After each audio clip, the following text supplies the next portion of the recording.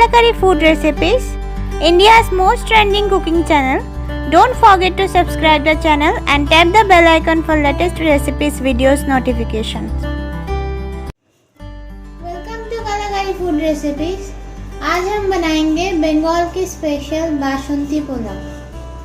तो चलिए देखते हैं इसको बनाने के लिए हमें क्या क्या चाहिए। मैंने यहाँ पे गोविंद भोग चावल ले लिया है। इसको आप जीरा सर राइस भी बोल सकते हो और इसका एक बहुत अच्छा स्मेल भी आता है।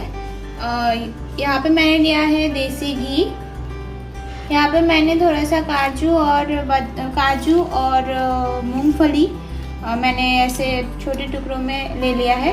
स्वाद अनुसार चाहिए नमक, हल्दी, एक तेज़पत्ता लिया है मैंने, होल गरम मसाला लिया है। यहाँ पे 2 छोटा दालचीनी, 2 लौंग, 2 इलायची, 2-3 मैंने काली मिर्च और यहाँ पे मैंने अदरक लिया है।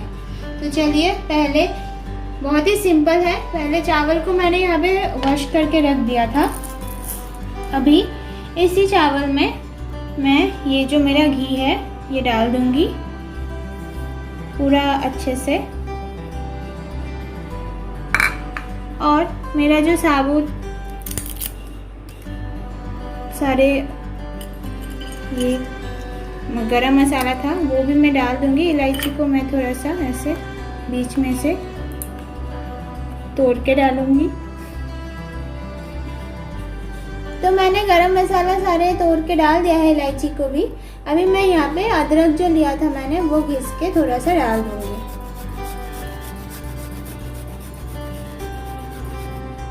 तो अब देखिए अदरक भी मैंने डाल दिया है। मैंने बहुत ही छोटा सा अदरक लिया था, इससे मैंने थोड़ा सा ग्रेट करके डाला है। अभी मैं सारे जो मेरा ये पीनट्स है और काजू है ये भी मैं डाल दूंगी इसमें। और मैं इसमें जाने दूंगी स्वाद अनुसार नमक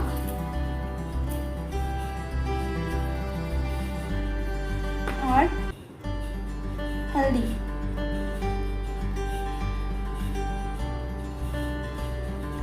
और मैं डालूंगी इसमें थोड़ा सा चीनी। तो यहाँ पे मैंने 1 टेबलस्पून के करीब चीनी डाल दी। ये थोड़ा मीठा मीठा बनता है, तो आप अगर मीठा खाना पसंद करते हो तो आप अपने हिसाब से डालिएगा। मैंने 1 से 1.5 चम्मच के करीब चीनी डाला है। अभी इसको मैं हाथों की मदद से मिक्स कर दूंगी। बहुत ही अच्छे से सारे जो फ्रेग्रेंस है एक दूसरे के साथ मिल जाएगा। और इसको मिक्स करने के बाद 10 मिनट हमें ऐसे रख देना है।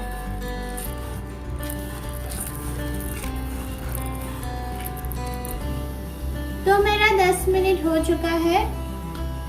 अभी मैं एक पैन चढ़ा दिया है। इसमें मैं थोड़ा सा सनफ्लावर ऑयल डालूंगी गर्म होने के बाद। और मेरा जो चावल है फिर उसमें डाल के मैं थोड़ा सा हल्का सा फ्राई कर लूँगी। तो मैंने पैन में थोड़ा सा ऑयल डाल दिया है। अभी ऑयल थोड़ा सा गर्म भी हो चुका है। इस टाइम पे मैं मेरा जो चावल है वो डाल दूँगी।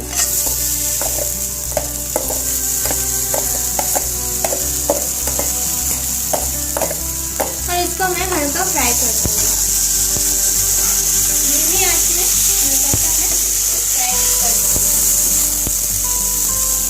चाहो तो मैंने जो काजू और मूंगफली लिया है आप इसको घी में फ्राई करके भी दे सकते हो और आप किशमिश का भी यूज़ कर सकते हो, पर मैंने आज नहीं किया है। मैं आज ऐसे ही बना रही हूँ। तो इसको मैं थोड़ा सा फ्राई करूँगी। तो मैंने जो है चावल को थोड़ा सा फ्राई कर लिया है धीमी आंच में। तो इसका कलर भी थोड़ा सा मुझे चेंज लग रहा है। अभी कैमरा में शायद उतना नहीं दिख रहा है।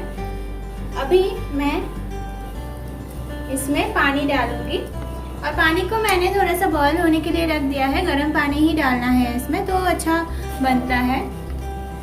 तो अभी मैं पानी थोड़ा मेरा गर्म हो चुका है। अभी इस पानी को मैं इसमें डाल देती हूँ।